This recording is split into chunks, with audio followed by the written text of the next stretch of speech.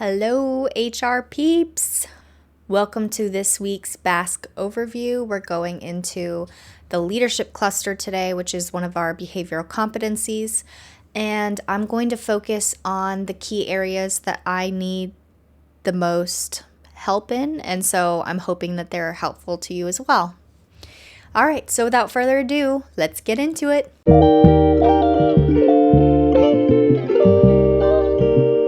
We're first going to start with leadership theories. So I'm just going to read out the theories and then we're going to get into the different kinds. So these leadership theories are just different styles of leadership. So there's situational leadership, transformational, participative, inclusive, leader-member exchange or LMX, servant leadership, transactional, trait theory, and contingency theory. So situational leadership is when leaders adapt their style to the followers' readiness and competence. So, for example, that would be like coaching a new employee closely, but delegating to a seasoned one. Transformational leadership is someone who inspires change through vision, motivation, and trust. So an example would be launching a cultural shift with an employee input and empowerment. Participative leadership includes involving employees in decision making. So that could be holding listening sessions before rolling out a policy. Inclusive leadership is ensuring everyone feels valued and involved. So that means encouraging diverse voices in project planning, for example. What the leader-member exchange means is that quality of leader-employee relationships affects outcome. So, for example, high trust equals more engagement and support. Servant leadership focuses on supporting others first. So, putting the team needs ahead of a personal credit, for example. Transactional leadership is based on rewards and punishments. So, for example, bonuses tied to meeting KPIs. Trait theory is that leaders are born with key traits. For example, charisma, confidence, etc. This is not a modern SHRM favorite, so keep that in mind. And then contingency theory is that leadership success depends on matching style to context. A hands-on leader might fail in a self-managed team, for example. So what you'll notice is that a lot of the different theories, you may have many examples throughout your workplace where you've seen even one leader exhibit a lot of these different leadership theories or traits. So that's something to keep in mind. Like, you're not just going to find one person that just does one thing, at least not very often. And I also disagree with trait theory. I believe that there may be some traits that come more easily or naturally to leaders. However, anything can be learned, and maybe somebody who isn't the best public speaker could learn to do so confidently. So let's get into the motivation theories, or what drives people. There is the goal-setting theory by Locke, expectancy theory by Vroom, the attribution theory, self-determination theory, equity theory, and Herzberg's two-factor theory. So let's dive in a little deeper. The key idea of goal-setting theory is clear, challenging goals improve performance. So, for example, setting SMART goals during reviews would be an example of goal-setting theory. For expectancy theory, the main idea is motivation equals belief that effort leads to performance, leads to reward. So, for example, if I work hard, I'll earn that promotion. So that is expectancy theory. Attribution theory is how people explain causes of success or failure. So they may say, my boss thinks I'm lazy, versus they may say, oh, I just don't have the tools. So how are they explaining their successes or failures? The main idea of self-determination theory is people are motivated by autonomy, competence, and connection. So letting employees choose project roles, for example. And with equity theory, it's all about fairness driving motivation. So for example, if Jane gets a raise and I don't, I disengage. The key idea of Herzberg's two-factor theory, it's twofold, two-factor, get it? Motivation comes from intrinsic factors like recognition and growth. Then there's hygiene factors that prevent dissatisfaction, such as pay and policies. So for example, if you give praise for motivation and then you fix bad lighting, it will reduce complaints. Let's get into influence and persuasion techniques. This is how HR gets buy-in. So we've got personal appeal, forming coalitions, leading by example, and rational persuasion. So when it comes to personal appeal, that means leveraging relationships or shared values. So for example, you could say, "Oh, you've always cared about fairness. So here's how this supports that," right?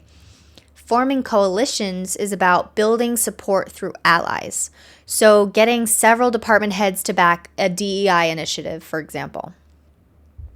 Leading by example is exactly how you'd think, showing the behavior you want others to adopt. For example, following your own policy on time off as human resources. Rational persuasion is using logic, data, and facts. So, for example, turnover dropped 15% after we improved onboarding. Let's scale that. That kind of technique is rational persuasion. How you use these different techniques should definitely be tailored for who you're speaking to and what their preference is. If you have somebody that's more about facts and logic and is direct, you might want to use rational persuasion. For those that are a little bit more in tune with their own values and things, you might want to use personal appeal and so on. So, what are some approaches to developing an inclusive workplace? One is executive sponsorship. So that is when a high-level leader, often C-suite, actively supports and champions I&D initiatives across the organization. Why does it matter, though? Leadership buy-in signals that inclusion is a business priority and not just an HR initiative. So, for example, a COO co-leads the Diversity Council and ensures funding for mentorship programs. So that would be an example of executive sponsorship. So, for example, when I was doing payroll, I would have a hard time getting department heads to listen to me and actually do what I needed from them.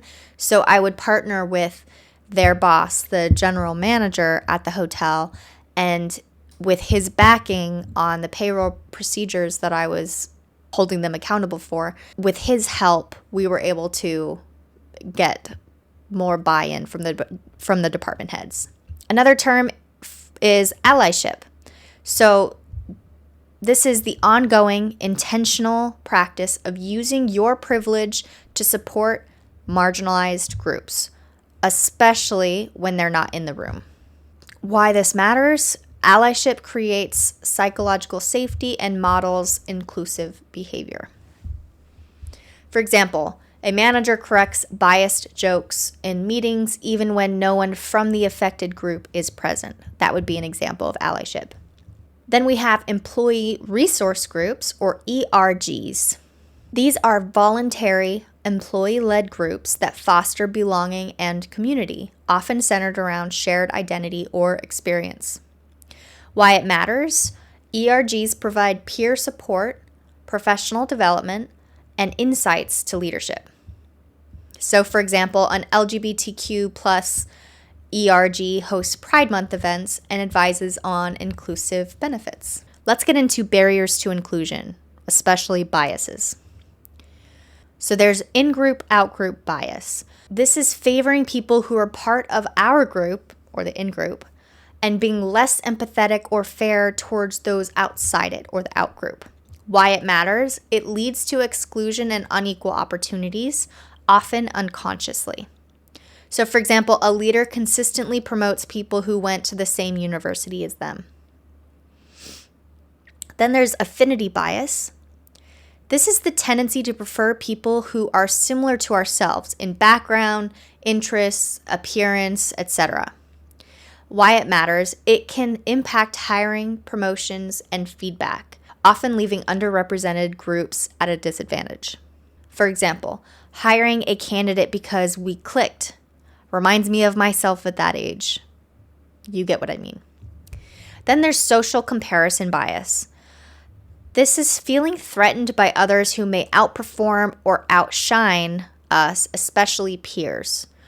Why it can matter is it can lead to undermining or withholding opportunities for high performers. For example, a manager withholds praise or stretch assignments from a standout team member. Then we have identity covering. So this is when employees downplay or hide aspects of their identity to fit in at work. Why it matters: it reduces authenticity and belonging, which impacts engagement and retention. For example, an employee doesn't mention their same-sex partner because they don't want to be judged.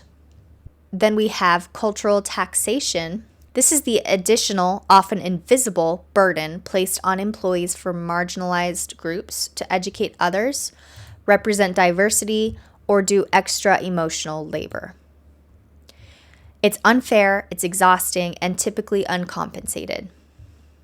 So, for example, the only Latina leader is expected to join every DEI committee and speak on behalf of her culture. That would be an example of cultural taxation. Okay, so those are the items I wanted to cover for the leadership cluster. Tomorrow's video, we're going to get into interpersonal, so stay tuned for that. And happy studying. See you guys tomorrow.